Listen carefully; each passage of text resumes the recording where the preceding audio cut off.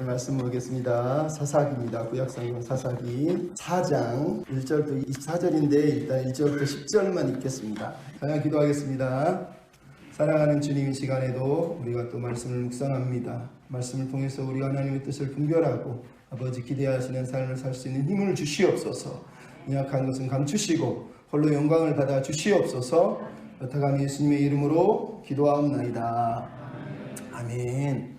1337년에 영국과 프랑스는 100년 전쟁을 시작해서 100년 동안 끊이지 않는 전쟁을 하게 됩니다. 이유는 프랑스 땅에 영국의 식민지처럼 지배되는 아주 포도주가 많이 나오는 플랑드르라고 하는 지역을 프랑스 땅인데 영국이 쥐고 있었기 때문이에요. 그래서 그 땅을 탈환하기 위해서 프랑스와 영국이 전쟁을 벌입니다. 급기야 나중에는 프랑스 땅에 영국이 들어와 있으니까 서로 왕위를 물려받고 왕이 돼서 통치를 전체를 해야 된다 그러면서 왕위 쟁탈전을 벌이게 되는 거죠. 그러다가 1427년에 프랑스 내에 가장 유명한 두 가문인 오를레앙 가문과 부르고뉴 가문이 서로 싸우면서 부르고뉴는 잉글랜드 편을 들고 프랑스는 자기 나라를 차지하기 위해서 전쟁을 벌이는 그 한 해에 17살 먹을 한 소녀가 오를레앙 가문에 찾아와서 얘기합니다. 신이 나를 이 나라를 구원하기 위해 보냈으니 나에게 군사를 주십시오. 아버지가 죽고 아직 왕위를 계승받지 못한, 대관식을 치르지 못한 샤를 7세는 그 사람이 마녀인지 진짜인지 알아보기 위해서 시험을 하고 시험에 통과한 그녀를 군사, 그것도 최고의 무사를 붙여서 오를레앙으로 파견을 합니다. 그리고 이 여인은 결국은 오를레앙을 탈취하고 전쟁에서 승리합니다. 그 이후로 이 여인이 가는 곳마다 사람들이 와! 그러면서 성녀가 왔다, 거룩한 여인을 하나님이 보내셨다 그러면서 환영을 하고 가는 곳마다 승리를 하게 됩니다. 이 여인이 잔다르크라고 하는 여인입니다.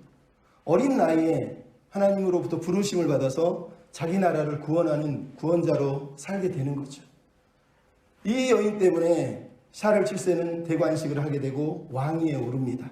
근데 왕위에 오르는 그때 이 잔다르크가 한마디를 했습니다. 물론 왕에게 한 건 아니지만 전쟁 중에 이런 발언을 합니다. 프랑스 왕국은 왕의 것이 아니라 하나님의 것입니다. 왕조차도 하나님께서 이 나라를 왕에게 맡기신 것에 불과한 것뿐입니다. 라는 얘기를 합니다. 근데 왕이 된 샤를 7세는 이 말이 비수가 됐어요. 저렇게 인기 많은 거룩한 여인이 인기를 계속 누리면 내 왕권이 위태롭겠구나. 그래서 이 여인을 죽이기로 작정을 하고 적진에 내보냅니다. 그리고 상대편에 잡혀서 나중에는 재판을 당하게 됩니다. 그리고 70명이라는 신학자 앞에서 재판을 받고 루앙 광장에서 화형에 처해져 죽습니다. 나중에 시간이 흐른 후에 샤를 대제는 회개를 하고 이 여인을 성녀로 복권을 시킵니다.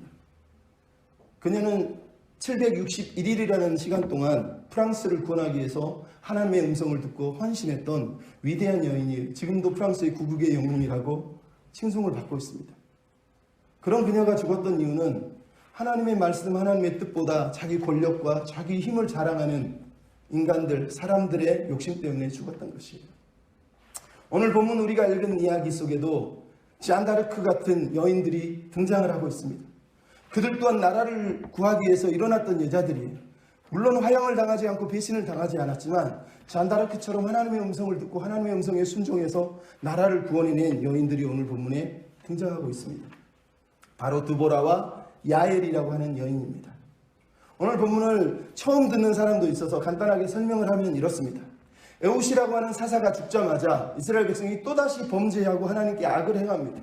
그래서 하나님께서 이스라엘 백성을 가나안 땅의 하솔의 왕인 야빈에게 팔아넘기십니다. 징계를 하신 거죠. 야빈은 시스라의 700병거를 가지고 이스라엘을 20년 동안 학대를 합니다. 그들이 웁니다. 그래서 하나님이 사사 여선지자 두보라를 세워서 이스라엘을 구원하게 합니다. 두보라는 바락을 찾아가서 군대 장관인 바락에게 하나님이 이 전쟁을 우리에게 맡기셨으니 너에게 맡기셨으니 같이 싸우자 얘기합니다. 그리고 위대한 용사인 바락과 함께 전쟁에 나가서 하솔의 군대를 물리치고 이스라엘을 구원합니다. 근데 그 가운데 시스라라고 하는 대장군이 전쟁에서 패배하고 도망치다가 우연히 이방 여인 야엘이라고 하는 여인의 장막에 들어가는데 여인이 이 사람을 우유를 먹여 잠을 재운 후에 말뚝으로 머리에 이마에 박아서 죽여버립니다. 그로 인해서 하솔의 모든 권력은 사라지고 이스라엘은 완전한 대대적인 승리를 얻게 되는 것이 우리가 읽은 오늘 본문 사사기 4장 전체의 이야기입니다. 여러분이 집에 가서 한번 쭉 읽어보시면 도움이 많이 될 거예요. 근데 이 이야기 속에서 우리는 몇 가지 생각할 점이 있어서 이 말씀을 나누려고 합니다. 먼저 사사기는 12명의 사사만 있는 것이 아니라 가만히 읽어보면 15명이나 사실은 등장을 하고 있어요. 우리는 그냥 12명으로 대략적으로 수를 치지만 실제로는 15명이 등장합니다. 지난주에는 누가 나옵니까? 온니엘, 에웃, 삼갈이 나와요. 3명의 삼총사가 등장을 했어요. 오늘 본문에는 3명이 나옵니다. 드보라, 바락, 야엘. 3명의 삼총사가 또 등장을 하고 있습니다. 성경이 우리에게 이런 사사기 이야기를 들려주는 이유는 지난주도 얘기했지만 12명 또는 15명이나 되는 이 사사들의 모습 속에서 우리가 있다는 거예요. 우리는 어떤 존재로 어떤 모습으로 이 땅에서 살아가고 있느냐는 거예요. 그 모든 모습의 장점만 모아서 딱 세우면 예수님이 보이는 거예요. 지난주에 하나님은 사사기 3장에 나오는 세 사람을 통해서 우리에게 무슨 말씀을 하셨습니까? 하나님은 세상의 틀에 갇히지 않는다. 하나님은 온니엘 같은 모범적인 사사를 쓰시기도 하지만 왼손잡이 에웃을 쓰시기도 하지만 막대기를 모는 농부인 삼갈을 사용하시기도 하시더라는 거예요. 하나님의 가능성은 제한받지 않는다는 거예요. 하나님께 순종하면 그 어떤 사람도 쓰임받을 수 있고 사용된다는 거예요. 오늘 보면 4장의 이야기는 또 다른 이야기를 합니다. 하나님의 가능성은 심지어 여자를 통해서도 일하신다는, 가장 약하고 힘이 없는 사람을 통해서도 하나님은 이스라엘을 구원하는 약한 자의 하나님이라는 거예요. 하나님은 세상의 기준에 제한받지 않으시고 억압당하지 않으시고 세상 사람들이 바라보는 논리대로 순응하시는 분이 아니라 우리가 기대할 수 없는 방식으로 하나님의 뜻을 이루어내고 계시는 분이라는 거예요. 그러므로 사사기 이야기를 통해서 사사기에 우리에게 들려주는 건 우리도 회개하면 하나님이 건져주시겠지. 우리가 어려움 당할 때 부르짖으면 하나님이 우리를 구원해 주시겠지. 우리도 적들이 있을 때 싸워서 믿음으로 이기면 승리하겠지. 이런 말씀을 우리에게 들려주려고 이 말씀을 기록한 게 아니라는 거예요. 어려울 때 문제 해결의 도구로 성경이 있는 게 아니에요. 어려울 때 문제 해결하려고 성경을 뒤집어 읽는 건 하나님을 사랑하는 사람들의 신앙이 아니에요. 믿음은 여기서 어떤 비결을 찾는 게 아니에요. 어려움을 어떻게 평안으로 바꿀 비결, 어떻게 기도 응답을 받는 비결, 어떻게 하면 축복을 받을까, 어떻게 하면 부자 되고 잘 될까, 그 비결을 찾는 게 성경의 이야기가 아니라는 거예요. 이 6번에 계속해서 반복되는 죄의 이야기들을 통해서 끊임없이 이스라엘이 범죄한 이야기를 또 들려주고 있는 이유는 너희들은 범죄하지 마라가 아니에요. 너희들도 어려우면 부르짖으라가 아니에요. 너희들도 힘들 때 기도하면 도와준다는 뜻이 아니라니까요.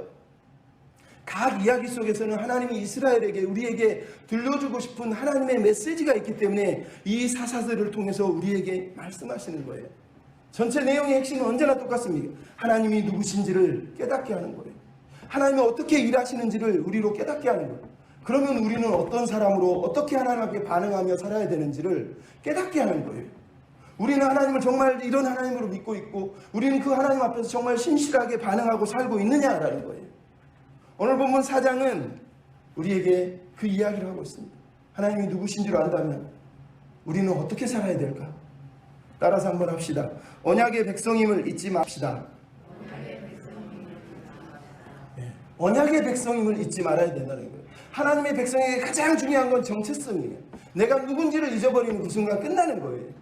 여러분, 사사기 4장과 5장은 똑같은 이야기를 2번 반복합니다. 하나는 역사체, 산문체라고 하는 이야기체를 통해서 하나님이 이스라엘을 어떻게 구원하셨는지를 들려줘요. 사사기 5장에 들어가면 드보라의 노래, 바락의 노래가 등장해서 이제는 시예요. 시. 그냥 찬양하는 노래소리로 5장을 다 꾸며놨어요. 4장은 하나님이 어떻게 이스라엘을 구원하는지에 대한 내용이라면 5장은 그 의미를 신학적으로, 시적으로, 찬양으로 설명하고 있는 게 5장의 내용이라는 거예요. 이런 기술이 어디서 등장하느냐? 출애굽기에 보면 14장에 하나님이 바로의 군대를 수장시키시고 출애굽의 홍해를 건너게 하신 구원의 사건이 있고 15장에 바로 미리암이 모세와 함께 노래를 부르면서 하나님이 이 사건을 이루신 이 사건의 의미가 무엇인지를 노래하는 찬양이 15장에 등장해요. 바로 이 이야기, 오늘 본문 사사기 4장의 이야기는 출애굽기 14장 15장의 이야기를 우리에게 지금 암시하고 떠올리게 하고 있는 거예요. 이 사건은 단순하게 어느 날 일어난 기적의 이야기가 아니라 이스라엘 백성에게는 출애굽기에 출애굽시켰던 하나님의 구원의 역사와 같은 사건이에요. 왜냐하면 이스라엘 백성은 홍해를 건너게 하신 하나님의 구원의 능력이 병거들을 다 물속에 처박으신 것처럼 사사기 4장에서는 하나님이 이스라엘 백성들을 구원하기 위해서 기손강에다 시스라의 900군대를 철병거를 수장시키듯이 무너뜨리신 사건이 바로 이 하나님의 대대적인 구원 사건이란 말이에요. 그래서 사사기 4장은 그냥 재밌는 구원 이야기, 재밌는 드보라와 야엘의 바락의 전쟁 이야기가 아니라 이스라엘 백성들에게 너희가 누구인지를, 너희는 출애굽한 백성, 너희를 내가 출애굽시킨 백성이라는 걸 깨닫게 하시려고 이 이야기를 들려주고 있다는 거예요. 그래서 이 이야기에 등장하는 사람이 하나는 드보라, 하나는 야엘이에요. 이 두 사람을 등장시키는 이유는 너희가 지금 약속의 땅에 살고 있는데 정말 약속의 땅의 백성이 맞느냐라고 물어보기 위해서 이 주인공들이 등장하고 있는 거예요.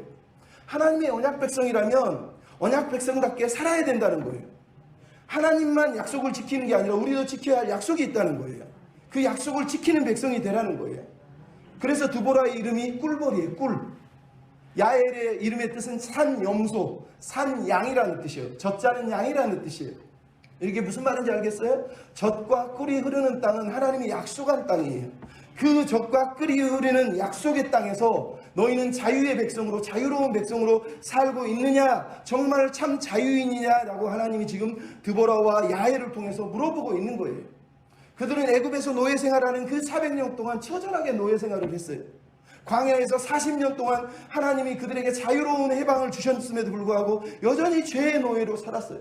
가나안에 들어와서 가나안 전쟁을 벌이는 그동안에도 하나님이 그들에게 자유를 주셨지만 그들은 여전히 힘겨움 속에 살았어요. 그러다가 드디어 사사기가 시작됐어요.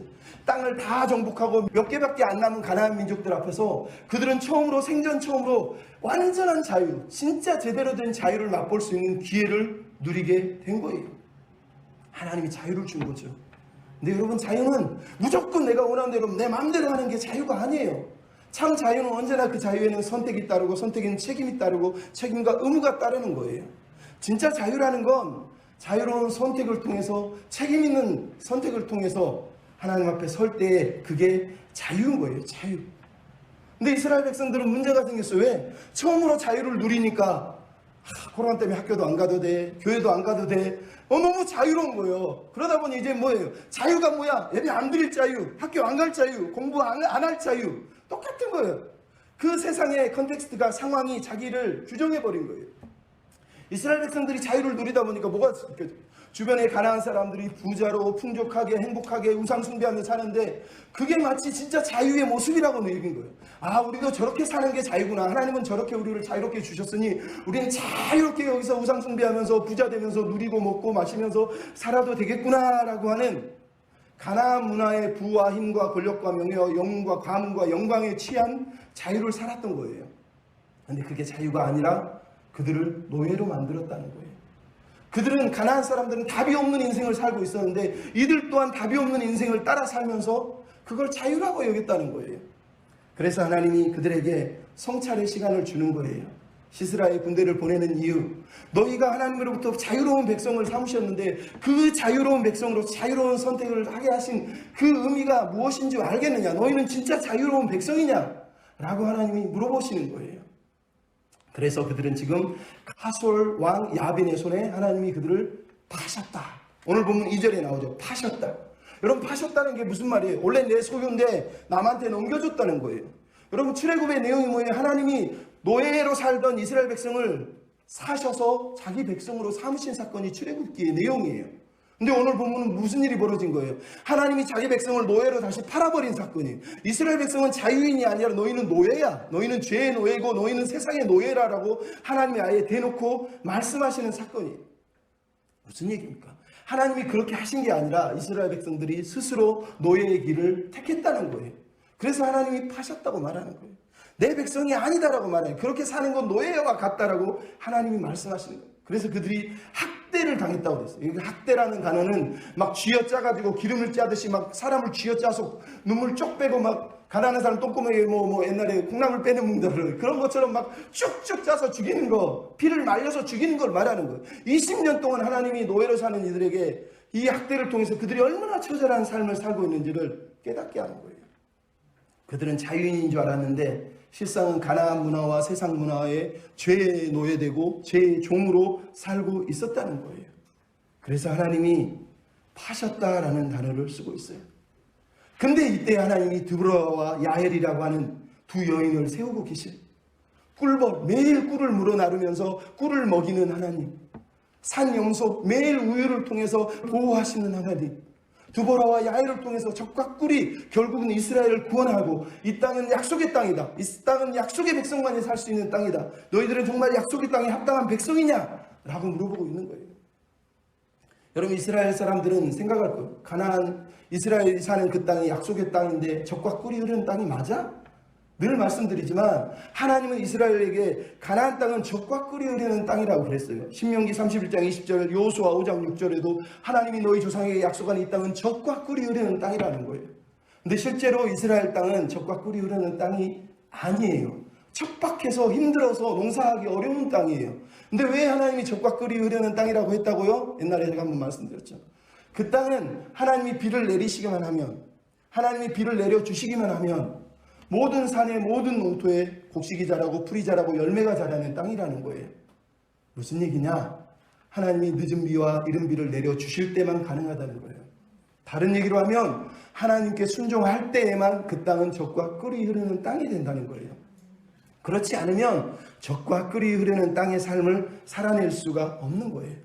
그래서 여러분, 광야 시절이나 가나안, 지금 이 문화 속에 사는 이스라엘 백성들의 조건은 동일한 거였어. 뭐? 적과 꿀이 흐르는 땅에 산다는 건 하나님께 순종하며 산다는 거예요. 약속의 땅에 산다는 건 세상의 노예로 세상 문화에 찌들려서 세상처럼 많이 가지고 누리고 영광 누리고 인기 누리고 남들 앞에 보이기 위해 사는 게 아니라 오늘 하나님 앞에 하나님의 자유민으로 진정한 하나님의 자유를 주신 그 하나님의 선택 앞에서 하나님이 기대하는 진정한 인간성에 도달해서 하나님의 형상이 되어서 하나님께 영광을 돌리는 자로 살기를 원하는 게 하나님의 마음이셨다는 거예요. 여러분, 신명기 8장에서 모세가 그래서 말하는 거예요. 너희가 광야에서 하나님이 먹이시고 입히시고 모든 걸 주셨는데 가나안 땅에 가면 거기서도 짓지 않은 집을 주고 밭을 주고 논을 주고 모든 걸 다 주고 재물까지도 줄 거야. 근데 그럴 때 너희는 하나님을 잊어버리지 마라. 하나님을 잊어버리지 마라. 하나님은 언약의 하나님이시다. 언약의 하나님. 하나님이 너희에게 그렇게 하신 이유는 너희를 통해서 마침내 복을 주려 하십니다. 라고 신명기 8장 16절에 나왔어요. 그럼 이게 무슨 말입니까? 이스라엘 백성들은 집도 갖고 농도 갖고 밭도 갖고 부동산도 갖고 다 가졌으면 복 받은 거 아닙니까? 근데 하나님은 그게 복이 아니래요. 마침내 복을 주기 위해서 그것을 도구로 썼다고 얘기하는 거예요. 근데 이스라엘 백성들은, 우리는 뭐예요? 하나님이 주시는 복은 땅이고 집이고 명예고 인기라는 거예요. 그거 찾기 위해서 사는 거예요. 근데 하나님은 뭐라고요? 그게 아니래요. 하나님은 광야에서도 의복을 주시고 먹을 걸 주시고 가나안 땅에 와서도 땅을 주시고 밭을 주시고 모든 걸 다 주시고 재물까지 주셨는데도 그게 원래 목적이 아니라 그것을 통해서 마침내 복을 받게 하시래요. 마침내 주시려는 복이 있다는 거예요. 그게 뭐예요? 진정한 자유인으로 하나님의 꿈과 하나님의 뜻을 따라 살아가는 백성을 만들겠다는 거예요. 여러분, 가나안 땅은 이스라엘 백성의 땅이 아니에요. 하나님의 땅이에요. 하나님이 그들에게 주신 거예요. 그들은 세입자라는 거예요. 약속의 땅만 있는 게 아니라 그 약속의 땅에 주인이 있는 거예요. 그들이 약속의 땅에 들어와 산다는 건 그 땅에 설계자가 있고 주인이 있고 건축자가 있다는 거예요. 그 건축자, 설계자, 주인의 의도를 따라서 그 땅에서 집을 짓고 살아야 된다라고 성경이 말씀을 하고 있는 거예요. 그 약속의 땅의 주인은 꿈도 있고 비전도 있고 당신이 원하는 나라를 꿈꾸고 계시는 분이라는 거예요. 근데 이스라엘 백성들은 가나안 땅에 들어와서 약속의 땅인데 그 땅에서 약속의 하나님의 약속의 비전과 꿈을 실행하고 있는 것이 아니라 가나안 사람들을 쳐다보면서 저 사람들이 꿈꾸는 꿈, 저들이 꿈꾸는 비전, 저들이 꿈꾸는 욕망, 야망, 인기, 명예, 부, 재물, 성공 이런 것들만 꿈꾸면서 하나님 앞에 서 있는 거예요. 그래서 하나님이 말씀하시는 거예요. 너희는 자유인이 아니라 노예라는 거예요. 하나님은 자유인으로 자유로운 백성으로 선택했는데 너희는 노예의 길을 따라서 가고 있다는 거예요. 그렇다면 여러분, 하나님의 약속의 땅에서 기대하는 사람은 부동산 투기꾼이 아니에요. 하나님 잘 믿어서 부자 되고 세입자에서 전세에서 나중에 자기 집 갖는 걸로 살아가는 사람이 아니라는 거예요. 지금 가나안 사람들의 땅에 사는 이스라엘 백성들에게 말하는 거예요. 그들을 세입자로 들이신 이유는 그 땅에서 하나님의 꿈을 꾸고 하나님의 비전을 가지고 하나님이 기대하는 나라를 꿈꾸면서 살아가기 위해서 그들을 세우신 거라는 거예요. 그들에게 허락한 자유는 하나님이 꿈꾸신 아름다운 세상, 하나님이 기대하신 아름다운 나라를 위해서 자유로운 선택, 자발적인 순종, 자발적인 사랑으로 하나님이 기대하는 선택을 하며 살아가는 그 자유로운 선택의 자유를 누리라고 자유인을 세워주신 거지, 세상의 노예가 돼서 세상 문화에 빠져서 살라고 그들을 그렇게 선택하신 게 아니라고 하나님이 말씀하시는 거예요. 자유는 방종이 아니라 선택의 자유, 바른 선택의 자유. 그럼 바른 선택을 하기 위해서 뭐가 필요하겠어요? 이스라엘 백성들에게 지금 오늘 본문이 들려주는 두 번째 이야기 따라합시다. 말씀으로 살아가야 합니다. 말씀으로 살아가야 해요. 여러분, 출애굽기 이야기를 오늘 본문 속에서 강조하는 내용이 뭐예요? 세상의 노예가 되지 말고 진리 안에서 자유한 백성이 되라는 거예요. 너희는 노예가 아니고 내 백성인데, 약속의 땅에 약속의 백성인데 왜 노예처럼 살고 있느냐는 거예요. 그들이 노예처럼 살았던 이유는 딱 하나예요. 주변의 환경이 텍스트가 돼버린 거예요. 무슨 얘기예요? 상황이, 환경은 진리가 아니에요. 그것이 내 진리가 되면 안 돼요. 근데 눈을 뜨면 주변을 보면 저쪽에서 부자 되고 많이 가지고 누리고 영광 누리면 저게 행복하다 그러니까 그게 내 삶의 진리, 텍스트가 돼버렸어요. 이스라엘 백성들은 지금 컨텍스트를 텍스트로 만들고 싶은 거예요. 근데 자기 인생의 텍스트, 진리가 저 바깥에 있는데 자기는 그걸 못 누려요. 그러니까 하나님께 기도하는 거, 하나님 저 컨텍스트, 저 상황을 우리 상황으로 만들어주세요. 이 상황을 좀 바꿔주세요. 이 상황을 좀 바꿔주셔서 내가 영광 누리게 해주세요. 상황을 좀 바꿔달라는 거예요. 근데 하나님 지금 뭐라고요? 진리는 컨텍스트에 있는 게 아니라 텍스트에 있다는 거예요. 하나님의 백성의 자유는 저 바깥의 상황 속에 있는 게 아니라 말씀 속에 있다는 거예요. 우리를 규정하는 건 말씀이지 세상이 아니라는 거예요. 자꾸 자기 자신을 정의하면서 세상 사람들과 비교하면서 정의하는 사람은 아직 신앙인이 아닌 거예요. 아, 나도 저 사람처럼 많이 가졌어. 나도 저 사람처럼 누리고 있으니 나는 복 받았어. 그건 마침내 얻을 복이 아니라는 거예요. 여러분, 우리를 규정하기 위해서 하나님께 컨텍스트, 상황을 바꿔주세요, 환경을 바꿔주세요 기도하는 건 정말 하나님이 기대하는 믿음이 아니에요. 하나님이 기대하는 건 말씀을 통해서 나를 발견하고 하나님이 누구신지를 발견하고 그게 합당하게 살아가고 있는 존재가 되는 거예요. 그거 말고 나머지는 사실을 이야기할 필요가 없어요. 하나님이 책임지실 거니까요. 그래서 여러분, 신명기 8장에서 아까 모세가 한 이야기 중에 뭐라고 그랬습니까? 제가 안 읽은 부분이 이래요. 하나님 너를 낮추시고 시험하셔서 이 가나안 땅에 들어오게 하신 이유는 네가 내 명령을 순종하는지 지키는지 알려고 너를 시험한 것이야. 알려고 시험한 거야. 네가 40년 동안 의복이어도 내 발에도 부르치지 않고 의복이 해하지 않고 하나님이 모든 것을 다 주셨던 이유는 아까도 말씀드렸죠. 마침내 복을 얻게 하려 하십니다. 마침내 복을 얻게 하려 하십니다. 그 복이 뭘까요? 신명기 33장 3절 여호와께서 백성을 사랑하시나니 모든 성도가 그의 수중에 있으며 주의 발 아래에 앉아서 주의 말씀을 받는도다. 그러면서 모세가 얘기합니다. 여수르니여 하나님 같은 이가 없도다. 이스라엘이여 너는 행복한 사람이로다. 여호와께서 너를 돕는 방패시여 영광의 칼이시로다. 여러분, 하나님이 꿈꾸시는 마침내 주시는 복이 뭐라고요? 행복한 백성, 하나님 때문에 만족하는 백성, 하나님의 말씀을 듣고 하나님 말씀을 받으면서 하나님으로 인해서 그 말씀에 의해서 행복하게 사는 사람, 그 사람이 하나님이 마침내 주시는 복의 사람이라는 거예요. 그들이 이전에 받았던 땅도 하나님이 의복도 책임지고 발도 부르트지 않게 하시고 집도 주고 논도 주고 다 줬는데 그거는 하나님이 기대하는 마침내 복이 아니라는 거예요. 진짜 주실 마침내 복은 하나님 앞에서 하나님만 예배하고 하나님의 말씀을 사모하고 하나님 뜻대로 살아가고 하나님의 비전을 순종으로 실행하고 살아가는 하나님으로 만족하는 사람, 행복한 사람, 이 사람이라는 거예요. 여러분, 오늘 본문 두보라가 있습니다. 두보라가 지금 사사로 세웠다는 거예요. 사사로 세웠는데 이분은 또한 선지자래요. 여러분, 놀랍지 않습니까? 하나님이 철병가가 되는 900승의 철병대가 있는 가나안 앞에서 그들을 구원하시기 위해 선택한 사람은 여선지자예요.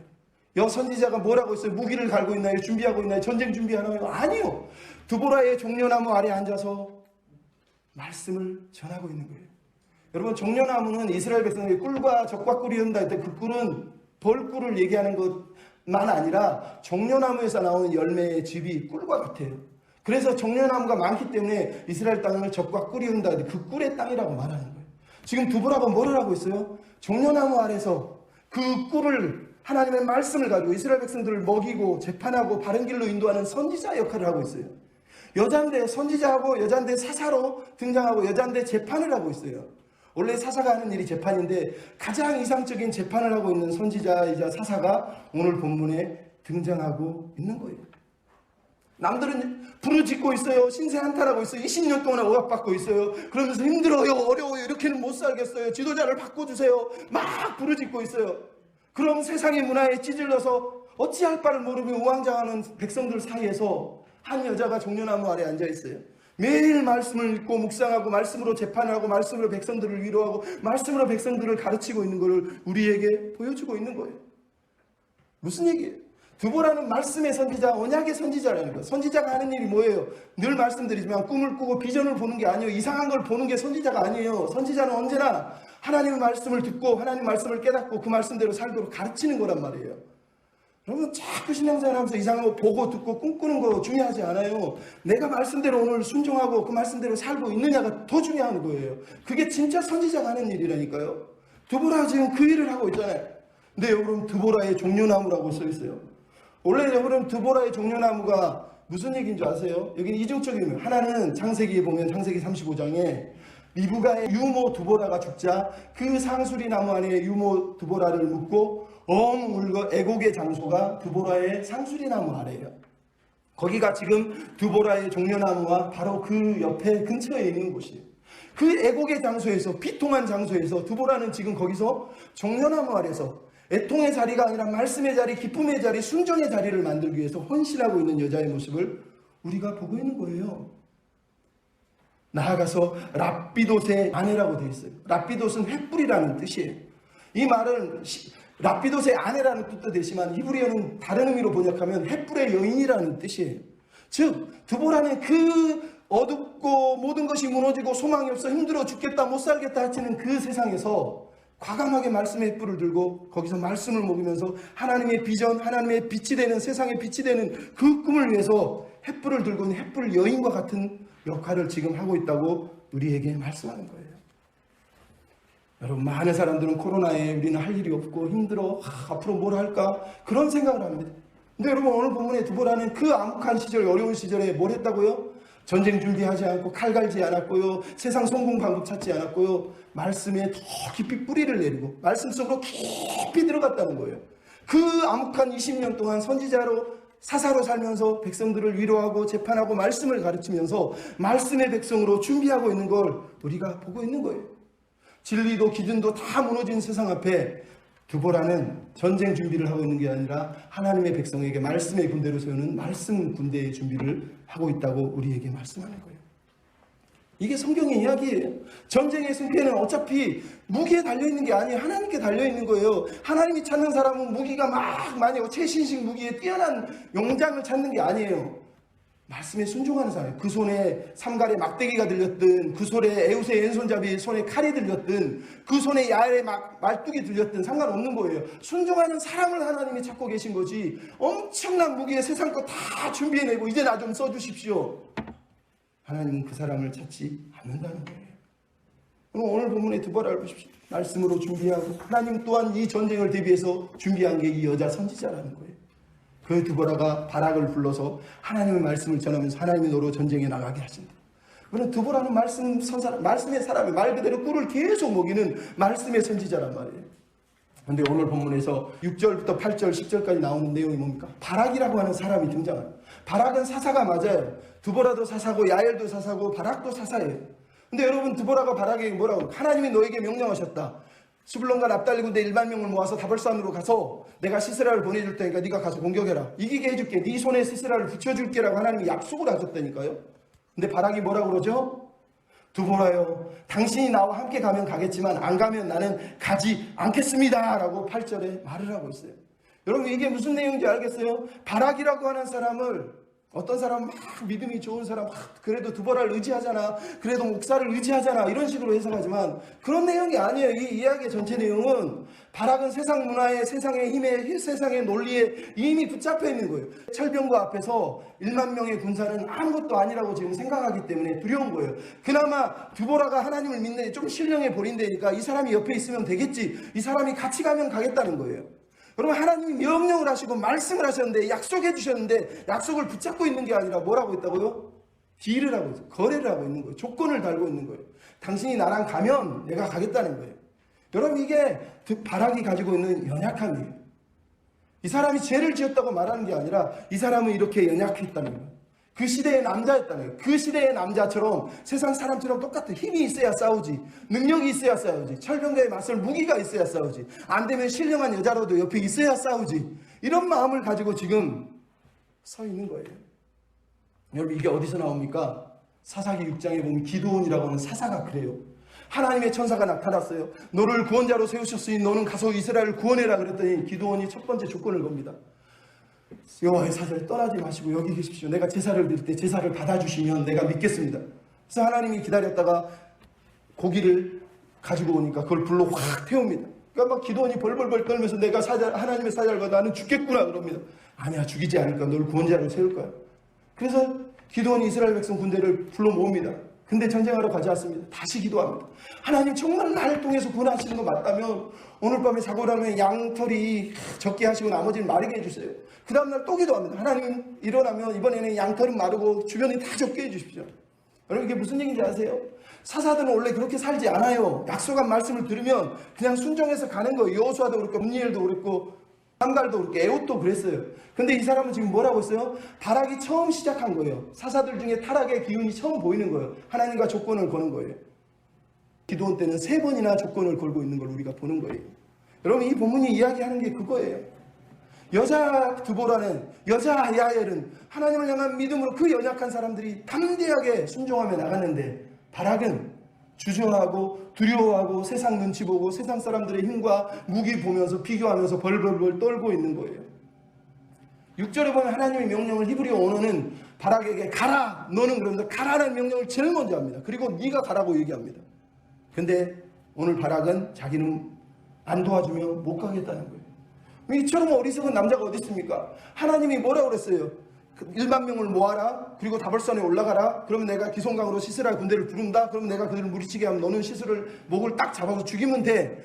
전술도 세워지고 계획도 세워지고 승리의 방법까지 다 가르쳐줬다는 거예요. 근데 바락이 뭐라고 있다고요? 말씀은 말씀일 뿐이잖아요. 눈에 보이는 게 있어야죠. 당신이라도 내 눈에 보였으면 좋겠어요. 여러분, 이러면서 지금 뛰어가고 있는 거예요. 그래서 하나님이 이런 바락의 모습을 보면 아파하시면서 드보라가 그래서 뭐라고 그럽니까? 내가 반드시 너와 함께 가지만 이번에 너는 절대 영광을 얻지 못하고 이 영광은 여인의 손에 넘어갈 것이다 라고 하나님이 말씀하시잖아요. 그럼 이게 우리에게 들려주고 있는 내용이 뭐예요? 드보라는, 야엘은 하나님의 말씀을 붙잡고 그 약속의 백성답게 말씀에 순종하며 나가는데, 바락은 사사라고 불린 사람이 주변을 보고 세상을 보고 기웃기웃거리고 두려워하면서 갈까 말까 주저하고 있는 모습을 우리에게 보여주는 거예요. 그래서 결국은 시스라를 네 손에 붙이겠다고 말씀하신 하나님이 마지막에 어떻게 바꿉니까? 시스라를 네 손이 아니라 여인의 손에 붙이겠다고 바꿔버린 거예요. 바락이 순종했으면 누렸을 영광이 사라져버린 거예요. 오히려 이 영광이 누구에게 갑니까? 야엘이라고 하는 여인에게 가고 있는 거예요. 여러분, 바락의 이름의 뜻이 뭔지 아세요? 번개예요, 번개. 번개처럼 뛰어가서 순종했으면 되는데, 꿀벌처럼 날아가서 찌르면 되는데, 드보라는 그랬는데 바락은 순종하지 않으려고 발악을 했다는 거예요. 실패하려고 발악을 하고 있는 거예요. 얼마나 슬픕니까? 근데 오늘 본문에 영광을 얻는 여인이 누굽니까? 야엘이. 우리가 안 읽었지만 17절 21절을 읽어보시면 이스라엘을 도우신 하나님의 손 때문에 시스라가 패배당하고 900대의 철병거가 기손강에 처박혀버려요. 그래서 간신히 도망을 쳤는데 도망쳐서 간 곳이 어디냐? 바로 야엘의 집에 들어가게 됩니다. 근데 해필이면 야엘의 집에 갔냐? 야엘의 남편 헤벨이 겐 족속이니까 유다 남쪽에서 살아야 되는데 이 사람이 잘 살려고 땅을 찾다가 가나안 북쪽에 있는 하솔 땅 근처 게데스 납달리 땅으로 가버린 거예요. 거기서 가나안 백성과 언약을 맺고 화평하면서 살았다라고 오늘 본문이 말하는 거예요. 화평하면서 언약을 맺고 살았다는 거예요. 그래서 시스라가 이 여인의 장막으로 숨어 들어온 거예요. 근데 어떻게 했다고요? 야엘이 이 남자에게 우유를 먹여 재운 후에 말뚝을 뽑아서 머리에다 방망이로 말뚝을 박아서 이 남자를 죽였다라고 얘기하고 있습니다. 남편은 너무 어리석게 세상 눈치 보고 세상 거 누리려고 뛰어가고 있는데 이 여자만큼 이방 여인임에도 불구하고 하나님의 언약에 순종하고 하나님의 뜻 가운데 살기 위해서 하나님께 작은 충성이지만 말뚝 하나지만 그 충성을 하겠다고 그걸 들고 하나님의 나라를 위해서 말뚝을 받고 있는 걸 우리가 보고 있는 거예요. 그래서 하나님이 이 야엘을 기뻐하시는 거예요. 그래서 사사기 5장 25절에 보면 24절에 보면 겐 사람 헤벨의 아내 야엘은 다른 여인보다 더 복을 받을 것이다. 더 복이 있다는 거예요. 바락도 누리지 못한 영예를 이 말뚝 하나를 박은 이 여인이 누리고 있는 거예요. 이 여인은 이 사람을 죽이면 자기가 영광을 누리겠지 하고 말뚝을 박은 게 아니에요. 전쟁이 어떻게 돌아가는지 몰라요. 단지 가나안 땅에 하나님의 원수인 이 사람이 집에 들어왔으니 그를 죽인 것 외에는 아무런 이유가 없어요. 여러분, 이 이야기 속에서 들려주게 되는 게 뭐예요? 바락은 노예예요. 노예. 말은 사사지만 실제로는 세상의 힘과 권력과 세상의 무기가 없으면 싸울 수 없다고 믿는 세상의 논리에 쭉 빠져있는 사람입니다. 하지만 두보라는, 야엘은 말 그대로 믿음의 자유인이에요. 그들은 세상의 문화와 세상의 기준이 아니라 하나님의 말씀이면, 하나님의 뜻이면 순종한다는 거예요. 자유롭게 하나님께 순종한다는 거예요. 그렇게 살았다는 거예요. 여러분, 이게 요한복음 8장에 나오지 않습니까? 예수님이 진리가 너희를 자유케 하리라 그랬더니 유대인들이 뭐라고, 우리는 한 번도 종이 된 적이 없는데 어떻게 우리에게 자유를 주겠다고 말하느냐? 그랬더니 예수님이 뭐라고 하죠? 네 아비는 거짓의 아비, 사단은 거짓의 아비, 마귀는 거짓의 아비인데 너희는 거짓의 아비, 마귀의 자녀들이기 때문이다. 맨날 거짓을 붙들고 살기 때문이라. 진리가 너희를 자유케 한다. 그 진리가 뭐예요? 하나님의 뜻, 하나님의 말씀, 예수 그리스도를 말하는 거예요. 적과 꿀이 흐르는 땅에 산다, 약속의 땅에 산다. 그 말은 하나님의 말씀대로 산다는 뜻이에요. 하나님의 말씀대로. 마지막으로 따라서 합시다. 세상을 이기는 믿음의 사람이 됩시다. 오늘 본문의 주인공들은 여러분 여인이에요. 그래서 이 본문이 중요한 거예요. 왜? 하나님은 연약한 사람을 사용했어서 이스라엘을 구원했다는 거예요. 여러분, 바락을 주인공으로 내세우지 않고 바락이 부정적으로 그려지는 이유는 그가 죄를 지었기 때문이 아니라 그는 세상의 논리에 갇혀서 살기 때문이에요. 하지만 오늘 본문에 나오는 두 여인은 누군가의 아내였어요. 누군가의 아내라는 뜻은, 누군가의 여자라는 뜻은 보호를 받을 필요가 있는, 보호를 받아야 마땅한, 자기 힘으로 보호받으려고 노력하지 않아도 되는 여인들이라는 거예요. 근데 그 여인들이 보호를 받고 있는 것이 아니라 오히려 뛰어나가서 싸우고 있어요. 이 여자들의 남자들은 대체 어디가 있는 겁니까? 이 여인들의 남자들은 대체 어디가 있는 거냐는 거예요. 이게 오늘 본문이 사사시대의, 드보라 시대의 상황을 보여주는 거예요. 모든 그 시대의 남자들은 사사될 조건이 없었다는 거예요. 여러분, 여자가 뭐 지도자가 되면 무능하다, 아니면 문제가 된다, 아니면 탁월하다, 이걸 강조하는 게 아니에요. 이 당시는 여자들은 고대 근동에서는 인간 취급도 당하지, 존재 가치를 상실했고 집안의 재산으로만 여겨졌던 사람들이 여자예요, 여자. 근데 이 여인들을 하나님이 사사로 세우시고 이 여인들을 통해서 이스라엘을 구원했다는 얘기는 그 당시의 남자들이 말이 남자지 실제로는 하나님께 순종하는 그런 믿음의 남자들이 아니었다는 거예요. 왜? 세상의 논리에 갇혀서 사니까. 야훼빈을 보고 시스라를 보니, 철병거 900들을 보니, 가나안 문화가 뭐라고 그럽니까? 힘이 있어야 돼, 백이 있어야 돼, 잘 나가야 돼, 그래야 성공하고 알아주고 영예 얻고 인기 얻는 거야. 그 논리에 갇혀서 사는 거예요. 그러다 보니까 시스라의 900대는 감히 상상할 수도 없고 싸울 염두도 나지 않아요. 바락조차도 벌벌 떠는 거예요. 근데 하나님은 이 여자들을 택해서 하나님의 백성은 그렇게 사는 게 아니라는 거예요.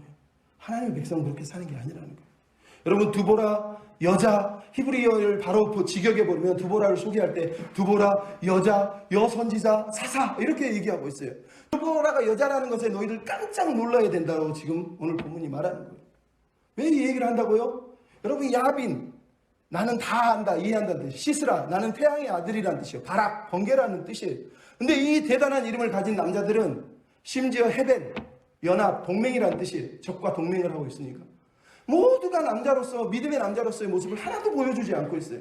그래서 하나님이 여인들을 믿음의 용사들로 세워서 이 세상을 향하여 싸우게 하신 거라는 거예요. 이게 우리에게 던져주고 있는 내용이에요. 여러분, 왜 이스라엘 백성들이 여자가 사사가 되는 일이 벌어졌다고요? 남자들이 믿음이 없어서예요.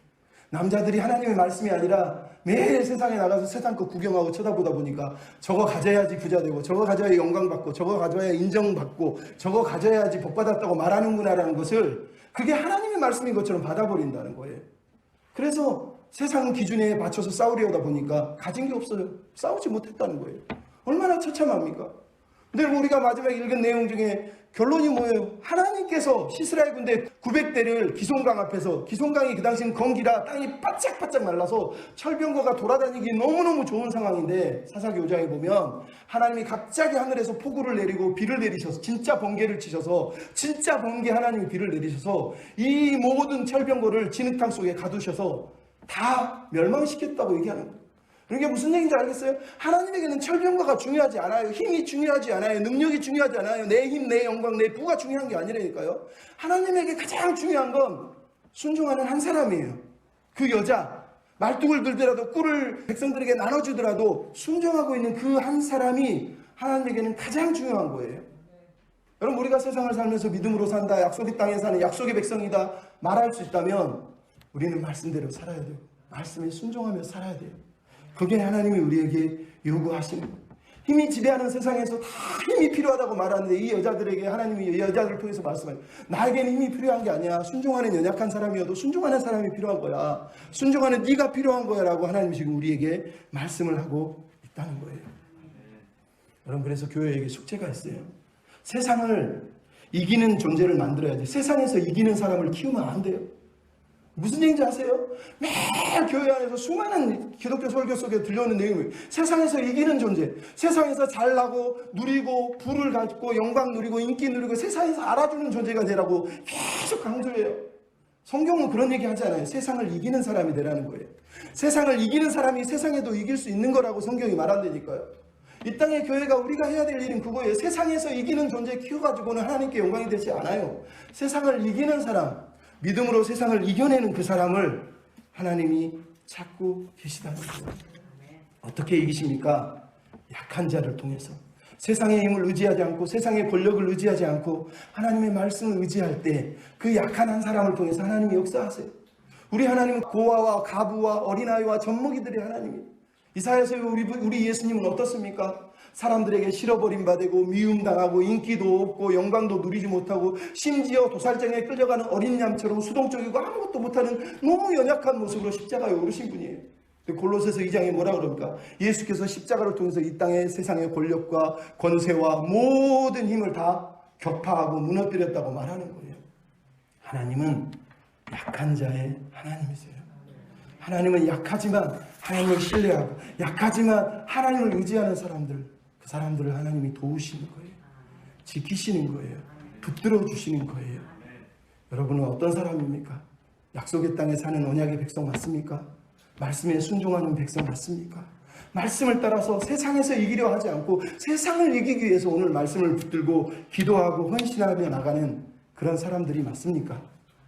우리 모두가 그런 믿음의 사람이 되어서 이 땅에서 하나님이 꿈꾸시는 나라, 하나님이 기대하시는 나라의 백성답게 살아내는 저와 여러분이 다 되셨으면 좋겠습니다.